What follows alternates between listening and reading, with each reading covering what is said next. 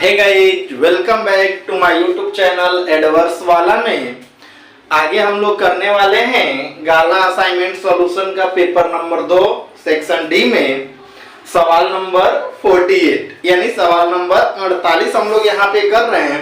और 48 नंबर जो सवाल हमको दिया गया है, ये सवाल में देखिए अपने को क्या बताया है कि ये सवाल जो आपका है चैप्टर 6 का है और इसमें अपने को बताया है कि LM, ये जो अपने को LM जो दिया है वो BC के समांतर दिया है और ये जो LN समांतर दिया है वो CD के समांतर दिया है, जो मैंने यहाँ पे लिख लिया है। कह रहा हूं कि मैंने यहाँ पे लिखा है कि दिया है LM समांतर BC और LN समांतर CD।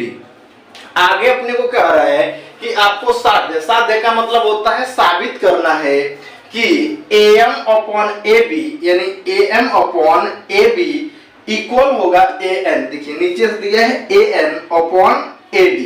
तो अब कर ये सवाल हम लोग कैसे करेंगे, बिल्कुल आसान सवाल है। देखिए हम लोग करेंगे इसको। सबसे पहले साध्य के बाद हम लोग यहाँ पे एक हेडिंग लिखते हैं साबिती। चलिए तो करे कि साबिती, जिसको इंग्लिश में हम लोग बोल लेते हैं प्रूफ या उपपत्ति भी आप लोग बोलते हो।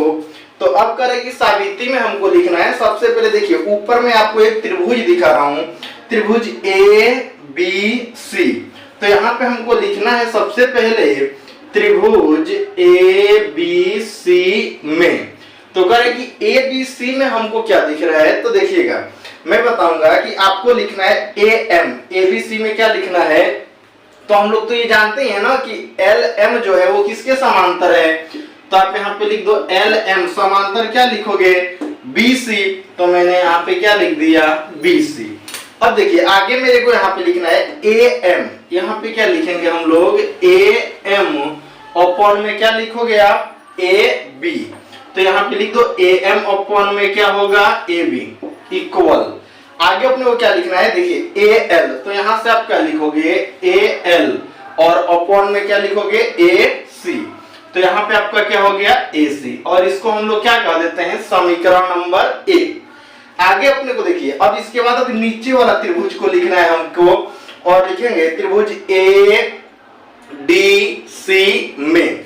तो यहाँ पे अब हम लोग लिखते हैं कि त्रिभुज ADC में। तो करें कि ADC में हमको क्या पता है, जो LN है वो CD के समांतर है। तो यहाँ पे आप लिखोगे LN समांतर क्या हो जाएगा आपका CD हो गया। फिर वही चीजें लिखिए यहाँ पे AN अपॉन ND। तो अगर कोई पूछेगा कि भाई ये चीजें समीकरण 1 आया कहां से, तो यहाँ पे आपको लिख देना है क्या, तो आप लिखोगे प्रमेय 6.1। बस ऐसे ही आप यहाँ पे लिखोगे AN। तो आप यहाँ पे लिख दो AN और अपॉन में क्या लिखोगे, तो लिखोगे AD। AN अपॉन मैंने क्या लिख दिया यहाँ से AD इक्वल क्या लिखोगे AL अपॉन AC।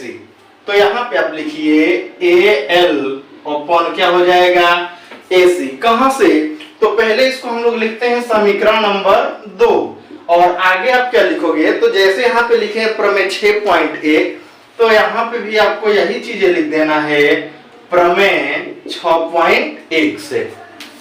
अब देखिए मैं क्या बोलूंगा यहाँ से कि समीकरण 1 और समीकरण 2 देखिए। आप बोलोगे कि समीकरण 1 में भी यहाँ पे और यहाँ पे ये दोनों सेम दिया है, यानी हमको क्या दिख रहा है कि जो हमारा दायां पक्ष है वो बराबर है।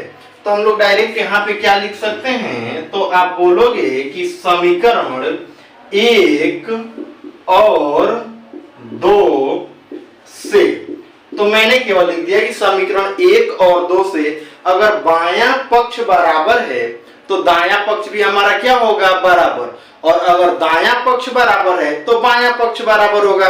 तो यहाँ पे देखिए ये हमारा ये समीकरण का दायां पक्ष और इसका भी ये दायां पक्ष दोनों बराबर है। तो हम लोग डायरेक्ट यहाँ से क्या लिखेंगे AM और अपॉन में क्या लिख दोगे AB बराबर है तो बराबर। यहाँ से आपका क्या बचेगा, तो आप बोलोगे AN और अपॉन में नीचे क्या लिख दोगे यहाँ से AD। और देखिएगा यही अपने को लाना था आंसर में बस, और इसको हमने क्या लिख दिया ब्रैकेट में, और ये क्वेश्चन हमारा यहाँ पे क्या हो जा रहा है कंप्लीट हो जा रहा है।